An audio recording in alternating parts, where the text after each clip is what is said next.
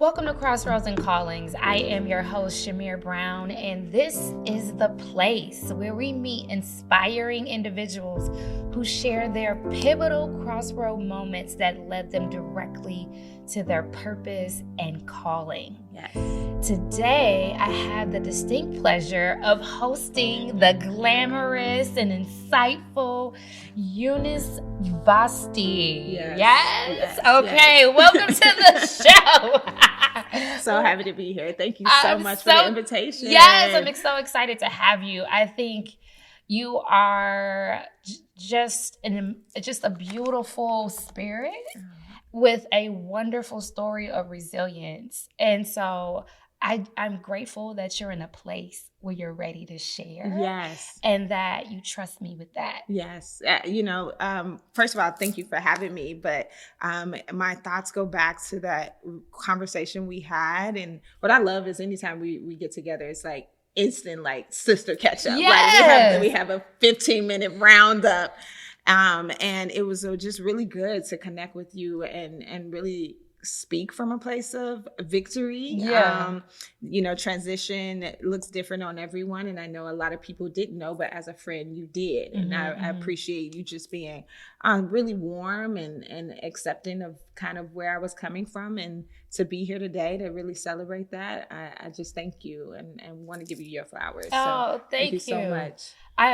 I'm excited for them to hear your story because you inspire me. And I think that's the purpose in which God allows us to have the life experiences and life changes. Yep. It's not just for our edification, but it's for other people to learn and move forward in their own healing processes.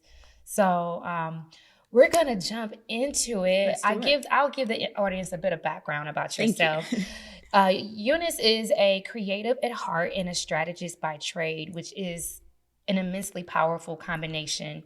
She is a fourth generation tailor with over 17 years of experience shaping global brands.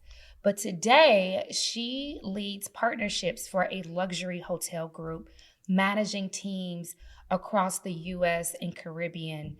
And on this episode, we will explore how she tailored a life of intention. Crossroads and Callings starts now. So where I want to start with your story is I want to know what grounds you and where your foundation lies. So when I ask you the question, who is Eunice Vashti, how would you respond? The first word that comes to mind is I'm a light. Yeah. I know that today. Sometimes we struggle with who we are, and it has always been kind of spoken over my life. My name, Eunice Vashti, means happy and victorious. My dad named me, so I knew that my life was filled with purpose, but you really struggle with how much of a light you are and where to shine. Yeah. And so first, I am a light. Second, I am a sister, a friend. I hold women very close to me. I come from a beautiful long lineage of praying women, God-fearing women. But I also am a really great sister and friend, and I have a beautiful community. I am an artist. It's kind of hard to say if I'm a painter or anything, but I'm an artist. I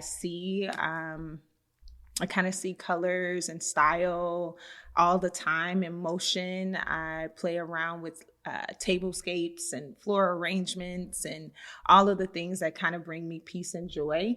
But at my core, I know that I am a light, and I'm sent to this earth to share stories, not just ones of resilience, but also, to be a reflecting of God and His grace and His love here on this earth. So, yeah.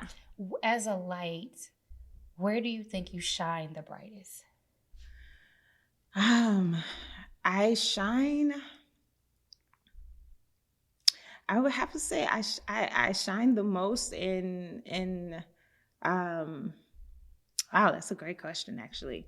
everywhere, I want to say. But Okay. I've always done really well in corporate rooms, sometimes being one of not many African American women in this industry, but I shine really authentically in corporate environments. I absolutely love, anything that has to do with like fashion and fashion shows. But yeah, all over in the world, I feel like my light really shines. But this one-on-one interaction, it's my favorite. Yeah. I like the stage. I can do the stage. I can do presentations, but I really enjoy a one-on-one interaction. I think intimate settings is where we can shine the brightest because you can put out all the noise. Right now, this is a sister conversation. Yes. And I'm beholden of your light, you're beholden on mine. And I think there's so much honor in those one-on-one connections where we can both shine together without like canceling each other out. Absolutely. I agree. That is our purpose, is to build and connect and really be authentic and true. And I tend to find safety in moments like this where I can really, really shine. I wanted to talk a little bit about you as an artist, because you are a fourth generation tailor. Yes. And the first thing that comes to mind is like legacy. Could you give us some insight into like how you were raised in that family dynamic and groundwork of like craftsmanship, detail, and intentionality? Because that's what we're talking about. That really starts there. It really does. And well, let's start off with where all of this began. So prior to me is my father and mother. My father is a tailor. He was known to be a craftsman and a cutter. It's one thing to sew clothes, but it's another thing to be an extraordinary cutter. And he was great at that. My grandfather, my grandmother, I have two great aunts, Aunt Ruth and Aunt Betty, who were very instrumental in tailoring as well. And so I've grown with women and men that were well dressed. They were coordinated all the way down, and I'm not talking matching colors. I'm saying whatever the inspiration was for that outfit. So there were head wraps and there are pendants. I remember being a small child and climbing up, when you're little, a closet feels so big, and I would climb all the way to the fifth shelf on the top and grab a orange kind of plastic bin. And in this bin were all kind of buttons, gold buttons, cloth buttons, padded buttons, buttons with stones and gemstones on it and pendants. And I would just play with those buttons, take them down, get a safety pin because I didn't know how to put a button on at the time, and safety pin them on my jacket because it meant something. It was just a trend. But I also grew up in the church, and a Pentecostal church is very well known for what they wear. Of course. Oh, yes. So there's this book even out called Crowns, and it's all about the women's hats and how big they are and what they mean. So I observed graceful women in beautiful hats and just all of the things, very ladylike, legs are crossed. So it really shaped me into being a very strong woman. They taught you how to sit up and carry yourself, but also to dress well. And when you dress well, people perceive you well, which is this whole Black Dandy exhibit and movement that just completed. But I grew up, seeing men and women that dressed well and spoke well. The tailor shop experience, my first, I had to sweep up the scraps in the tailor shop. I just wanted to be with my dad and the other seamstress that were there. And I would just watch him and observe him. And there's such precision that goes into creating a garment and crafting it. So today I don't do a whole lot of sewing, but I still embody the spirit of creating full looks. And it has, followed me all the way through my career, even working with a Peruvian designer most recently. So, yeah, I've always been around really great style. Mm-hmm. I think I've probably seen my dad in jeans or something other than a suit 6 or 7 times in my life. Oh, wow. Like, Okay. he's always in a suit. He's known for his suiting and tailoring, and my mother as well. And she was a model. She modeled all of his clothes. So I've always been around it. And it's shaped me into who I am today, for sure. Yeah.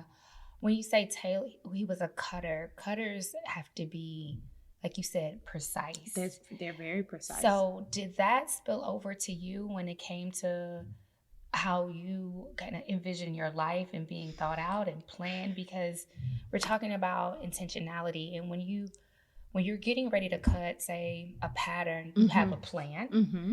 And because you just don't go in and just start making shapes. No, you start with... So did that kind of strategy and mindset kind of spill over to you how as a corporate woman? Because you made a transition from being a creative, coming from a creative family, to being a corporate in the corporate setting. Is that a part of what makes you strategic and successful in your own right in a corporate setting? Yeah, I mean, with being a cutter and with having precision, there are even down to the way you lay your pattern on fabric. All of that is intentional, the way you're cutting. And it's taught me right away, one, how to take ownership of a space, of a place. This is my garments. This is my shop. So very young, I'm sweeping, and I'm an employee, if you will.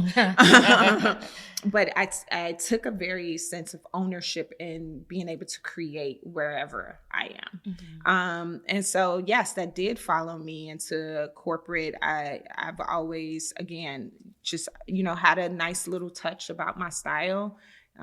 When you work for brands, you have to embody who their brand is or who they perceive their brand to be. But you also have to stay very true to yourself. So I've always kind of had my own spin. But in planning that, I must be honest, God's hand has been on me. Yeah.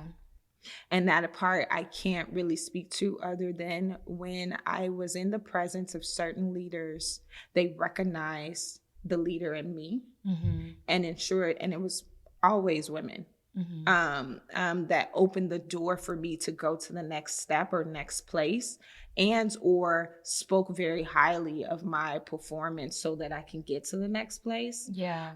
Which, even with tailoring, it's a word of mouth business. If someone puts on a suit, you say who your suit is from, who's your cutter, and about your great experience. And it was very much the same way there. I had really great advocates for me and how I grew in this corporate world. So I was really blessed, but obviously you have a target, you understand what you want. I've always weighed my options on what do I enjoy and what do I need. Yeah. And so if I can identify what it is that I truly enjoy and what it is that I truly need, then the next step, there's no wrong decision, right? It just always works out in your favor. There's always something to learn. And then there's other places that you are to be celebrated. And I've found that to be my truth in the last couple of years. Yeah, I feel like you have a really beautiful story. The fact that you've been able to thrive in a corporate setting, that you've had advocates, that you've had such a foundation in confidence, intentionality, and precision, but even in having beautiful stories, there can be some pitfalls and some ugly parts. And what I want to bring up is when I asked you what were some of your crossroad moments that we would talk about on today's episode, the first thing you said was suffering is a choice. Yes. And it took me aback a little bit because I'm like, okay, so there's a story here. Yes. And I'm like, and why is she yelling at me? Because like I hear suffering. Well, it just made me take authority over my own emotion that I was feeling at that time in that moment as I was working through and prepping for not only your episode but other episodes. But suffering is a choice. So now it's some accountability there. Yes. I really want to know what was the foundation of that? Okay. That statement, because it's not a moment, but it is a very short but yet powerful statement that Yeah. comes from somewhere. Could you Yes. give us some insight into that? Yeah. I definitely will give you insight, but I also kind of want to go back a little. While I've had various experiences, worked for other brands where I helped to build that brand and grassroots, and then others that you walk into a brand and it's already ready. So I've had some really great moments, victories, and actually was promoted with one of a brand that I was working for to move to Florida, started a new life. Everything is great. I feel like, I'm graduating in the way that I'm doing things, the way that I'm approaching business, and the way that I'm building my team. And then I started to kind of, indulge in my own life and let me begin to date and all of that. Found a person that was the love of my life, and was in that relationship for a while, and it became a persona. Now I am a businesswoman. I am a wife. Now so I'm checking off all of the things until all of that comes crashing down in a way. And it's, it is a moment that we all experience, and it really comes down to what you do in those moments. Like what is the posture that you take? And so for me, it was a huge ego death. Yeah. Could you talk about the ego death and kind of, because people get divorced every day. It happens. Things don't always end the way you want them to. But why was it specifically hurtful and impacting and like a death? Because I took pride in titles, and I took pride in role descriptions. Yeah. Those things validated me. And so when you are in a position where it is kind of taken from you, or that your title needs to change, that becomes very life altering, shaking. Who am I? Really a search. I don't know why you immediately get lost. Like it's almost an all or nothing kind of thing. Although this is just one area in my life that needed to change, it impacted who I was across the board. I thought I was a great partner. I thought I was a great communicator. I thought I was, all of the things. Well, it wasn't true, because in that moment, I needed to make a decision to go a different direction. So going back to suffering is a choice, I am in absolute shambles at this point. A lot of my community didn't know, friends included. Some family members didn't know. I have a really great friend, love him to death. And he called me one day, and it's just sad again. I feel like every time he called me, I'm just like repeating to him this pain and this suffering that I'm experiencing. And he said, Uni, suffering is a choice. And I was like, what? And he's like, suffering is a choice. You can choose to stay in this place of pain, betrayal, immense sadness, loss, or you can choose to take inventory of what is. And I was just like, yo, I'm gonna holler at you later. And he was like, yo, wait. And I'm like, nah, I'm gonna talk to you later, because you're not getting it. You're not getting me, right? Yeah. Right now, I'm hurting, and you want to say this is a choice to be hurting? Yeah. And so he's like, yeah, it actually is. I'll talk to you later. I got off the phone. I was mad at him for days, and he reached out to me a couple of days later. I'm not talking to you because you're another person that don't get me. Right. Well, one day I woke up, and I did make a choice. I made a choice that this no longer was going to be my entire existence. This was a moment in time. I am going to look back on this 8 years of my life, take inventory of what I've learned, of who the woman that I have become, and I am going to do something different every single day. I think after a while, I just got tired. Like, suffering didn't change the circumstance. Right. Suffering only made me stay in my bed longer, not tend to myself, like, go through all of these troubles in silence.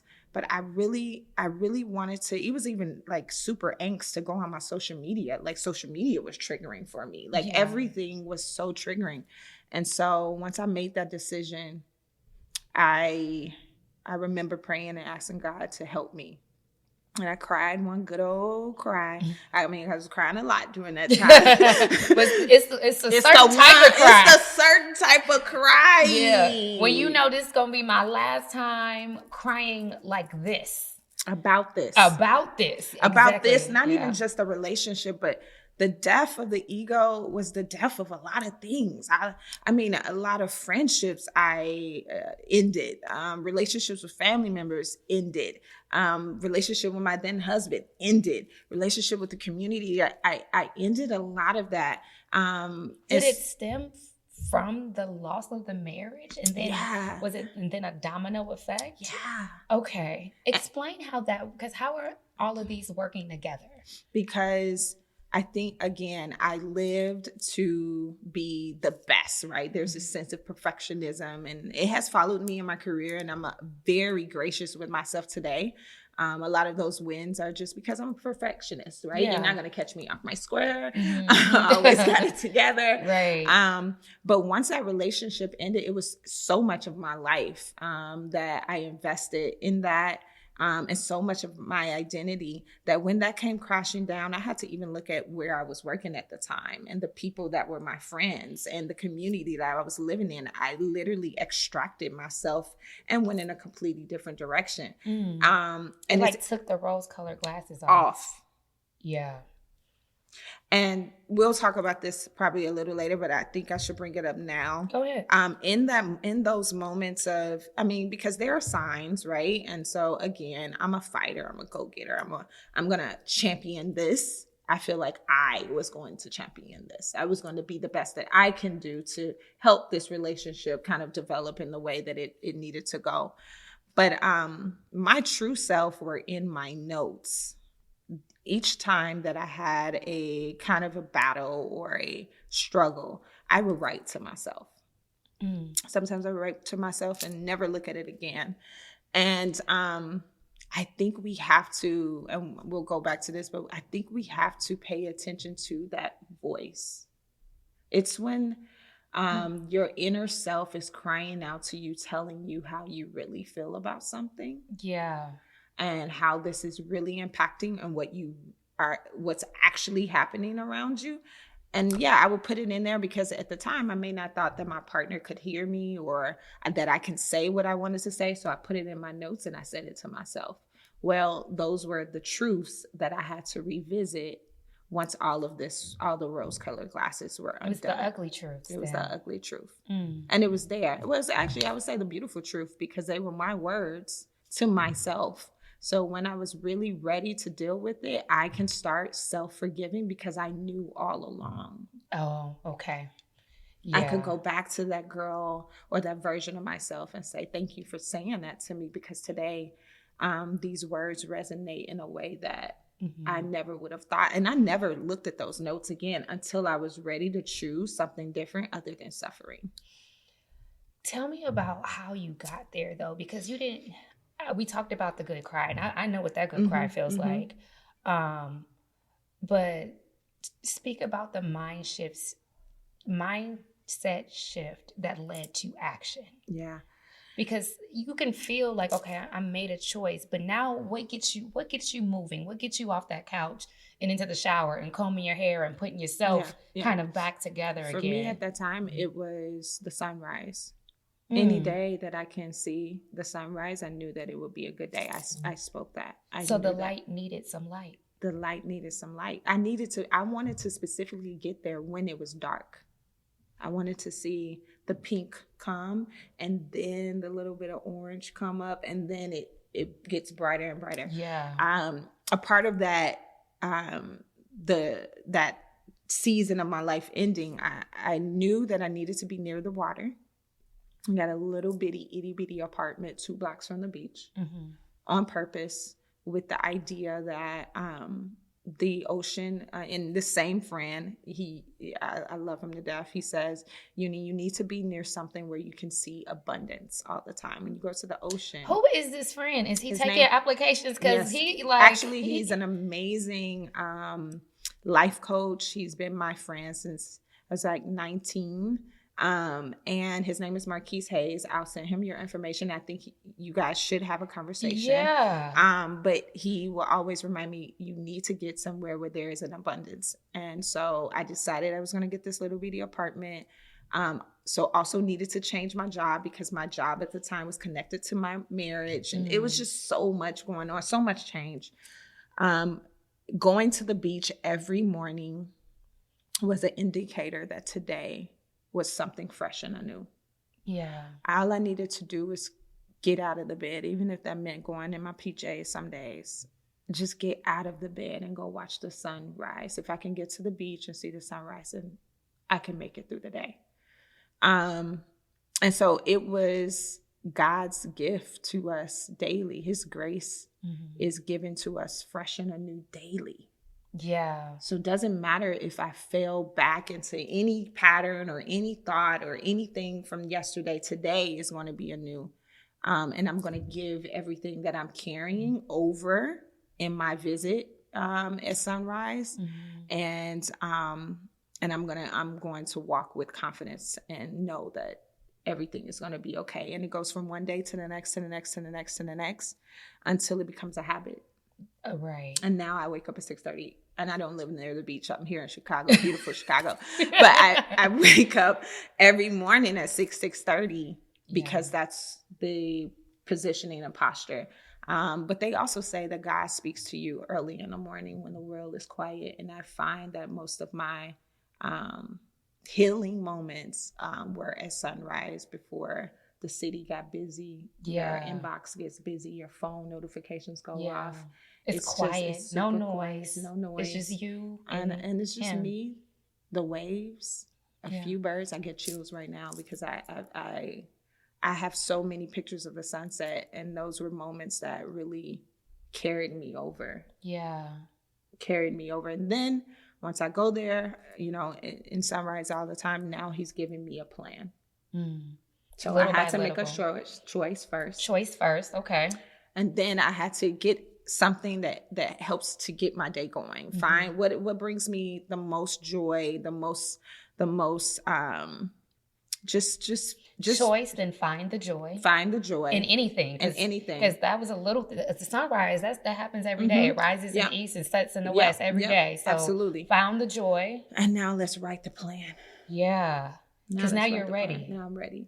I think I'm ready every day. And I'm saying then I thought I was ready. I was just like, I got this little bit of sugar. What can we do with it? Or this little bit of whatever, what can we do with it? And so now he's okay, let's do it. So I'm going to repeat those steps because the purpose of this podcast was to inspire and give people actionable how-tos. So those of you that are taking notes, that are listening in your car, even at the gym, just to reiterate on the steps that worked for Uni, that may work for you. She first made the choice. She found the joy. And then she was ready to write the plan. Let's start there, because it seems like you were getting ready to speak about like what writing the plan looks like. Absolutely. Like, I'll hand it back over to you. Walk us through that process. I think it really first, he, again, my grounding, I would have moments of walking to the beach for sunrise, and I would hear my grandmother's voice or hear her singing, because she used to always sing in church. And it would just be old hymns about the goodness of God, And so I had to get to a place of, you gotta cut the noise out. Who you're talking to, what you're thinking. You have to stop talking. Like, stop. Let's do 30 days of silence. The only person you're speaking to is me, and you're going to hear your own voice as well. But the first thing we need to do is stop talking. Wow. Cut the noise. I no longer, and I had, 4 really great friends that I talk to every day. My community swarmed around me in a way that I never even thought that I needed, right? Because I also have never gone through anything so life altering. And I kind of hate that happened, but I'm also glad that it happened. Like, things happen, there are trials and tribulations that help to build us and make us better. Well, I hadn't had any trials and tribulations until this. Okay. And I'm also okay. Because I tend to, can move through decisions, choices, acceptance, non-acceptance. I can move through that. Okay. But something that was identity altering, like a trial that really required myself to die, or a part of me, like they say, divorces are funerals. They absolutely are. Like it was absolutely a death to that. But I had to stop talking about what happened, what I didn't have, the details of the situations, just anything that wasn't productive. So you stopped reliving it? Basically.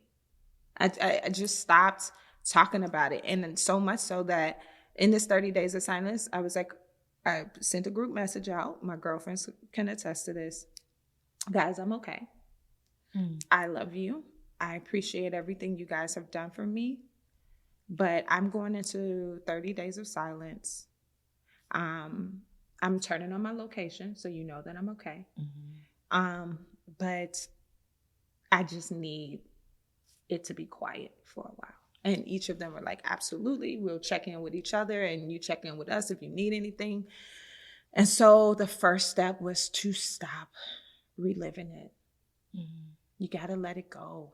You got to, if this is something that you want to move forward in, you have to stop talking about it. And trust me, I had a whole lot to say. I was my side. And this, of course. Listen, I needed to. Because you could see what he did. Yes, like, exactly. Clearly.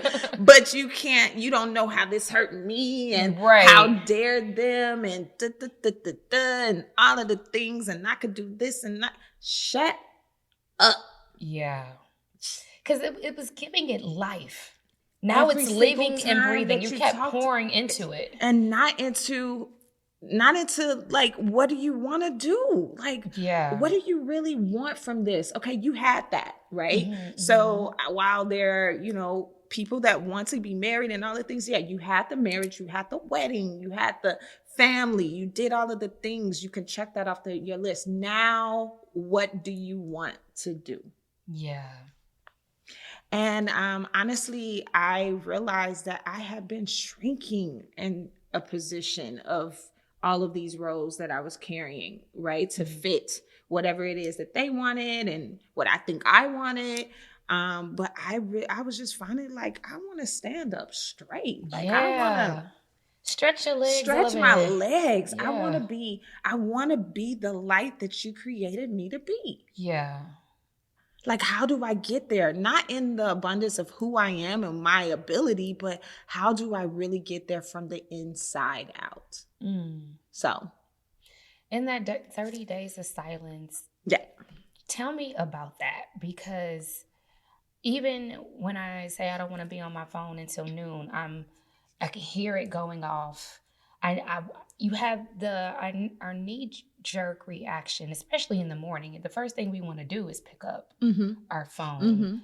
In that silence, how did you feel that air? Did you meditate? Did you read? Did you journal? Because there is a lot of people move and shake and keep it moving because they can't deal with that level of quiet. There's a certain level of quiet where it's just only your voice that people often run from and feel, and that's why they fill it with other things. So what did you do during that time? Well, first thing that I did is I was obviously start my day off at sunrise, but I would go home and revisit the things that I wrote about myself and what I wanted to accomplish prior to any of this stuff happening.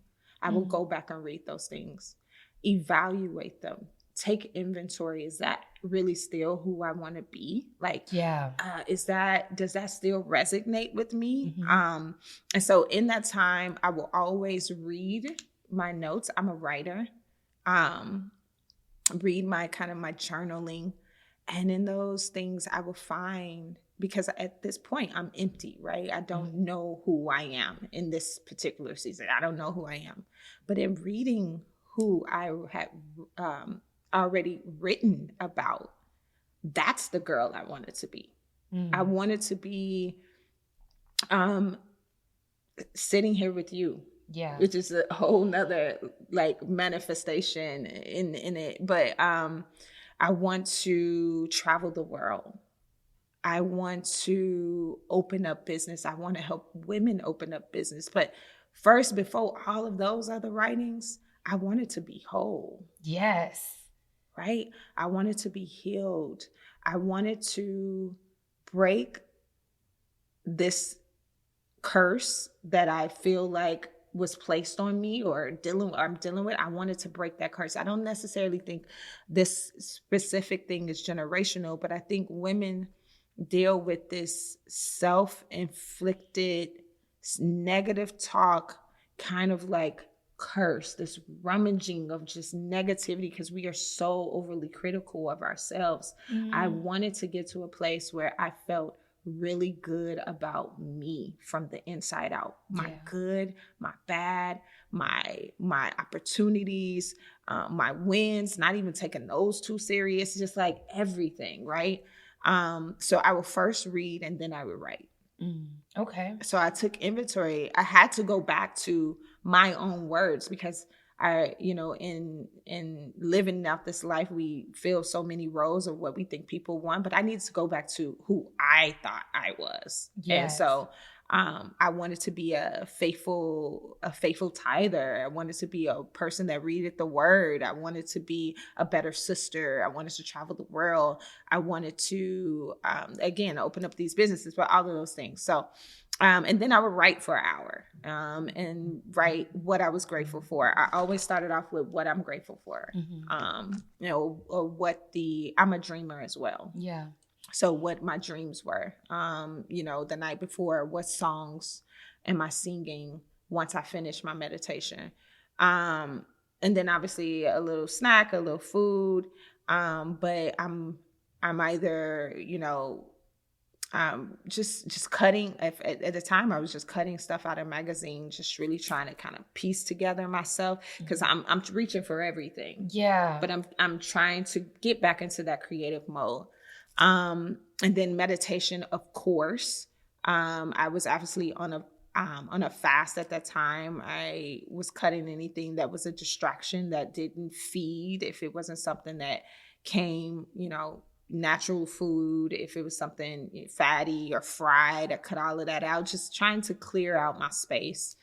Exercise was a big thing. But I also participated a lot in sound therapy. Shout out to my sound therapy family. I went weekly. Yeah. I knew that if I could make it to the next sound journey, that I would be okay. So not only was your like when you're on a road trip and you have like, okay, stop at the McDonald's. That was your the stop. Feeling. Yeah, it was my feeling. It was my feeling. So Sound Journey was a huge, made a huge impact on kind of discovering who I am. But it also just helped me to clear out any energies. I truly believe that we carry these energies or, identities, and you're beginning to flesh those out.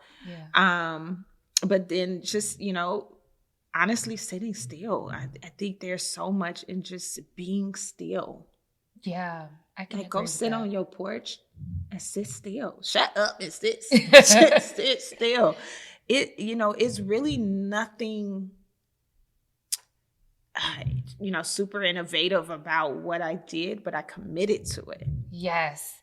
That's the point. And I committed to it. I committed to depositing things. Music was a huge bit. I was very careful about the music that I listened to. A lot of bossa nova, actually. Interesting. Bossa nova shifted my energy in the morning or in the day. It just gave me something upbeat, upright. I didn't listen to no love songs. So it's like an instrumental. It's very instrumental, but it's in Portuguese. Oh, okay. So my love for language and my love for travel. So I would listen to a lot of music, and I honestly, outside of all of the things, I slept a lot. So you rested.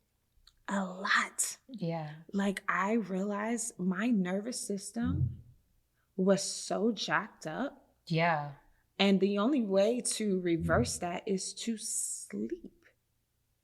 You gotta go to sleep. I was in bed, I think by 8 or 9 and up, because the sunrise was getting up at 6. Right. But I was sleeping. You probably didn't know how tired you were because you were moving survival so much. mode. Yeah. Constantly. Yeah. So rest was a really big thing. I'm just gonna open up notes because rest and just feeding my spirit and energy. But I think a big part of it was not talking to people about what was going on in my life. I like that you said there's no real rhyme or reason to it, but I want to highlight the fact that after you were stripped of all the things, the title, the relationships, that you still found a way to commit to the process of restoration. And I think that's what's important. That's what I want people to take away from your story, is that, yes, I was stripped of all these things, but I was committed, not necessarily getting back to myself, but I was committed to being restored to the best version of me, to being whole and healed. Yeah.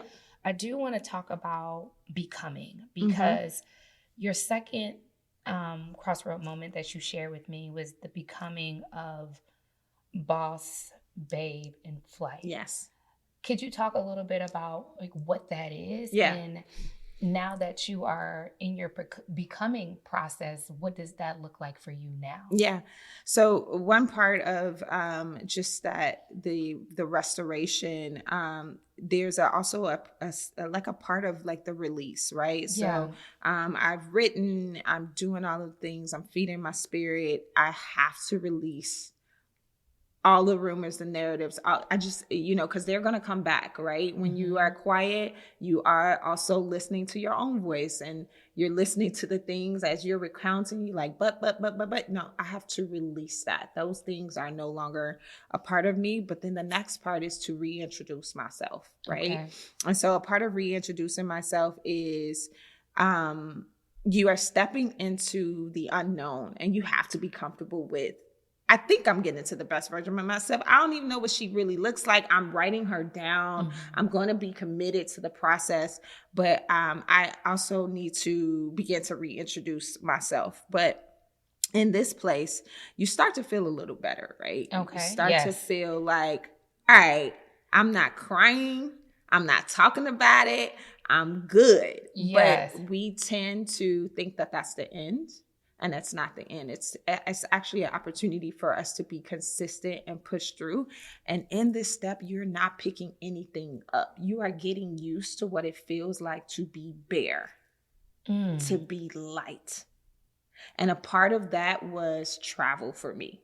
So like now I can be somewhere and not kind of go into a crying match if I see a mom and a kid, or a couple being affectionate, or whatever, all the things that I thought that I was lacking. Yeah. But in all actuality, I am rebuilding. I am giving myself an opportunity to be my own friend, right? Still 30 days of silence, not talking to anybody about anything. You guys can follow me on my tracker, find me out, I'm okay. Here are all of my places and I'm going.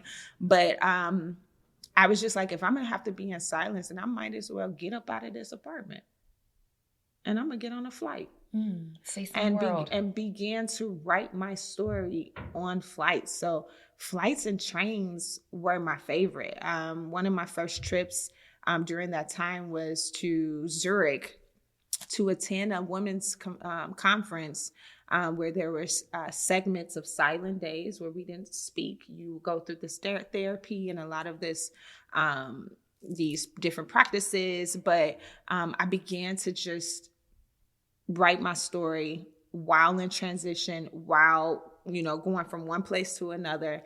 And I liked the person that I was writing. It was different from the person that I was writing in my apartment. I really enjoyed the person that I was writing in the world. I was starting to talk about my favorite foods and how I wanted to learn how to cook a certain dish, or I wanted to learn different languages, and I'm starting to see style from a different perspective. So I do think that it's important to stay true to it, but I do think that at some point you should take a trip, even if that means getting in your car and going somewhere else, because who you are when you get there is not the same person that you are when you're in your home dealing with it from the start to finish. That's true. I can agree. Sometimes that change of environment represents a change in mindset. Absolutely. It represents a change in heart posture.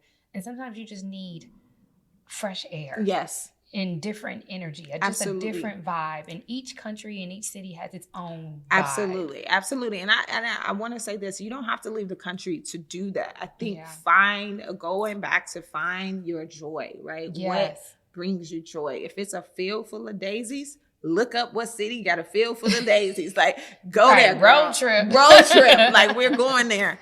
But as I began to kind of travel, I discovered that I really do like myself, and no wonder that person or that friend or whoever enjoyed having me, because I'm a good person, right? Yes. It's less of what they did to me or how this situation impacted me. Oh no, I really like who I am over here. And so I just began to spend more time traveling.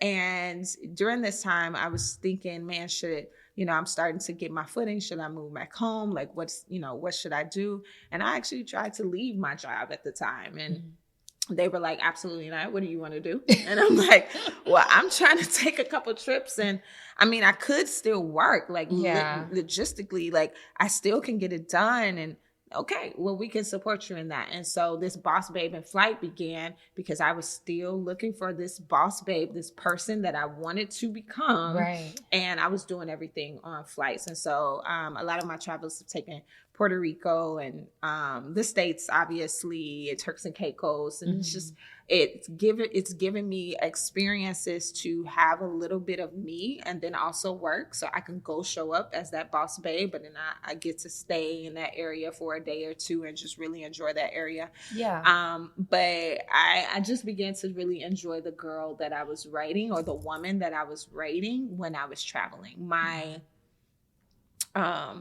The quality and the descriptions were elevated. Okay.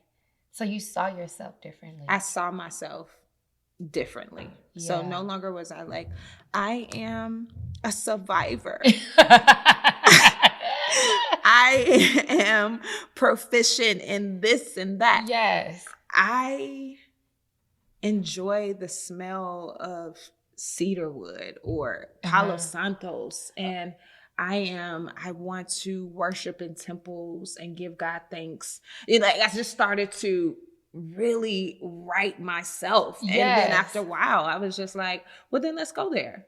Yeah. Let's go do that experience that you're writing about. And it has just really given me such confidence that not only do I build businesses, but I have the ability to build myself up and create a vision. I think, I got so caught up in creating plans and goals and reaching those, but what about me? And so in this moment, it has granted me like this opportunity to do that. Again, Marquise, my friend, and I called him and I remember this perfectly. I was like, yeah, so such and such and such and such. He was like, congratulations. What are you talking about? Congratulations. Now you can experience what is. And I'm like, but it was true. Because what has been is gone. It's gone. So now you can experience what is. Like I made the choice that I was no longer going to live in that. And it's not, even though that is a part of my story, it is not my story. And it was like so much of me was just like, but there was 7 years of my life, like 8 years of my life, my good years. You know how many beautiful years I have in front of me? Oh my gosh. And if I was to live it based on the girl that I'm writing, I'm good. Yeah. Actually, I'm great. Everything is perfect. So I do want to ask you, from this place of like triumph, Mm-hmm. what do you think your purpose is now, and what is next for you? Yeah, right now I'm enjoying the growth. Um, I'm enjoying kind of introducing things back into my life that I had Yeah. cut off. I think part of that 30 years, 30 days of silence. And just, I recreated that on so many, in different periods of my last 2 years. Because I would just say the last 2 years have been a lot of building. I'm just, I want to continue to travel the world. I think retail and fashion and style is a big part of me. I love storytelling. I want to continue to travel and find different brands, artists, just manufactured things that are unique to whatever land I'm visiting back here. I think even if we can't see the world, there's a piece of the world that I can bring back for others to enjoy and they can take with them. But outside of continuing to build myself, I want to help to build female brands. Yeah. In this industry, it doesn't have to be so deep as like a full collection, but if there is something, a voice that you have and you want to put it out on the market, I want to continue to do that. And on multiple levels, on bigger platforms. But honestly, right now, I am really just enjoying how I've championed so many different things. Yeah. I'm an ex people pleaser. I'm proud to say that. Welcome to recovery. Thank you. And so I would always do too much. It's too much when you're looking at it now. Yeah. But in that moment, I'm like, I need to do this so that they know that they're important to me. Yeah. Right. Or so that they know that I value them. And so I'm selfish. And that's okay. And I love it. Yes.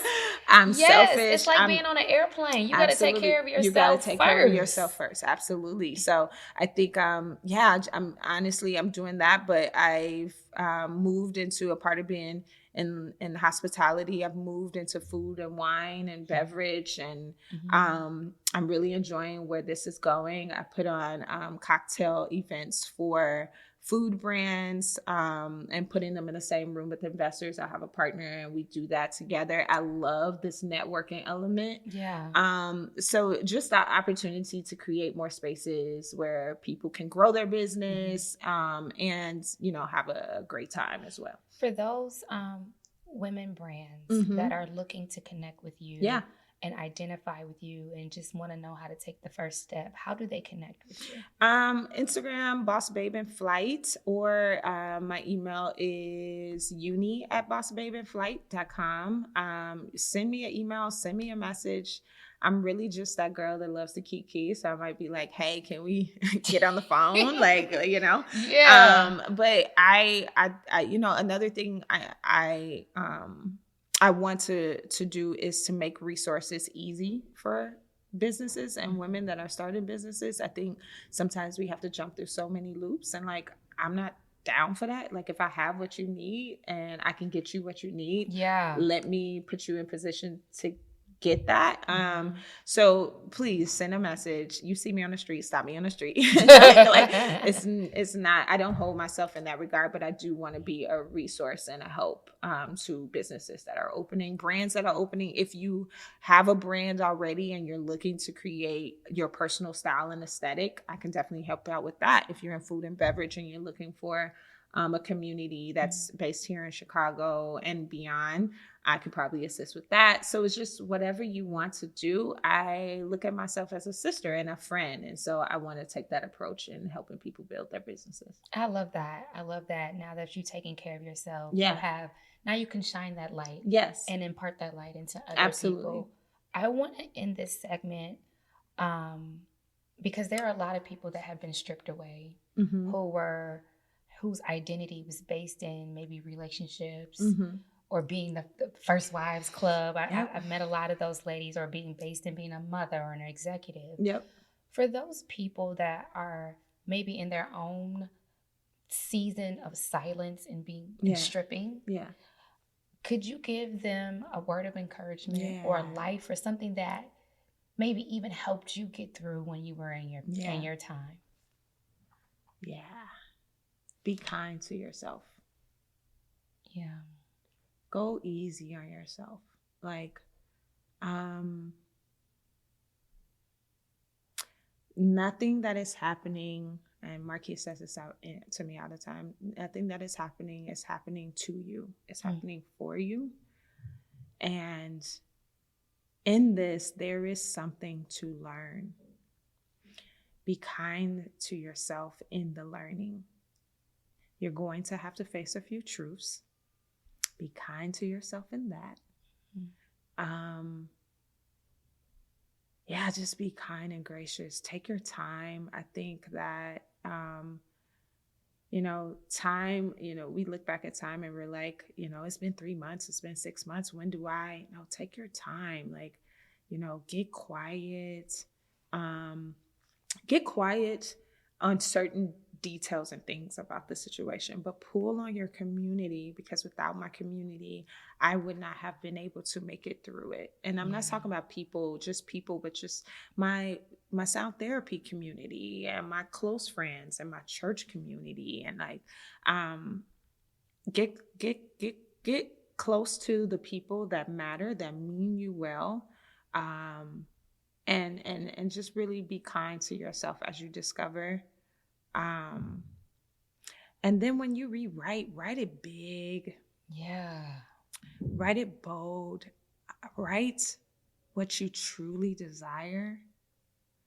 I heard this once, that when you write, your vision that's in your mind has to go from your mind and it travels to your heart. You really, really, really feel it when it travels to your heart. It travels down your arm into your hands. And when you're ready to write, you really only write the truth, right? So by the time it gets to your hands, it's really the truth of who you are and who you really see yourself to be.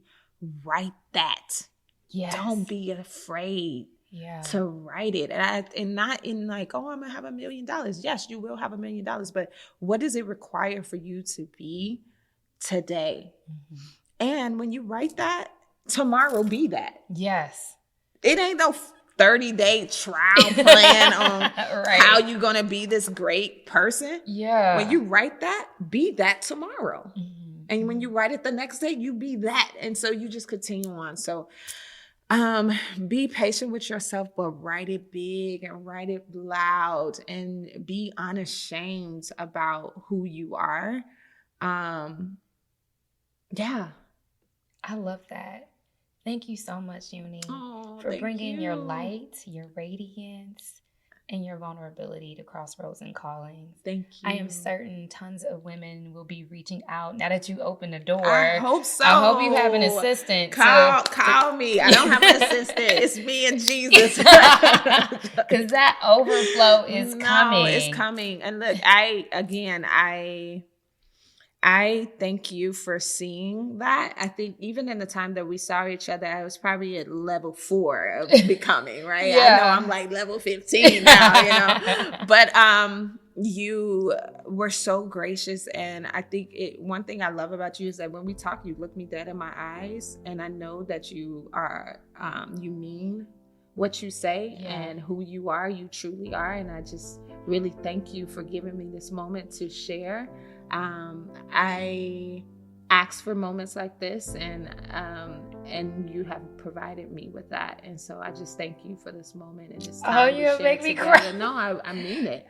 I mean it. I hope I did good. I mean, I'm not here for the performance of it, but I hope I was clear. And if someone has a question about anything, just like, let's talk. Yeah. But I think it's sometimes hard to,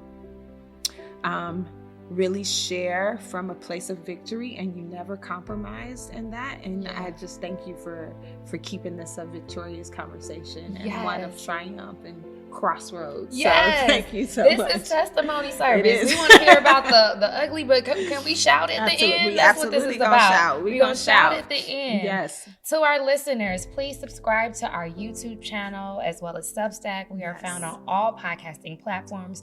I want to hear from you. What do you think about Eunice's story? Yes. Show her some love. Send us your crossroad moments. I would love to share those on our live feed. It's all about sharing and uplifting each other. Lastly, I would like to thank the National Public Housing Museum for allowing us to use their incredible facility. They have been a great partner to me, and I'm forever appreciative. But until next time, use your crossroads to find your calling.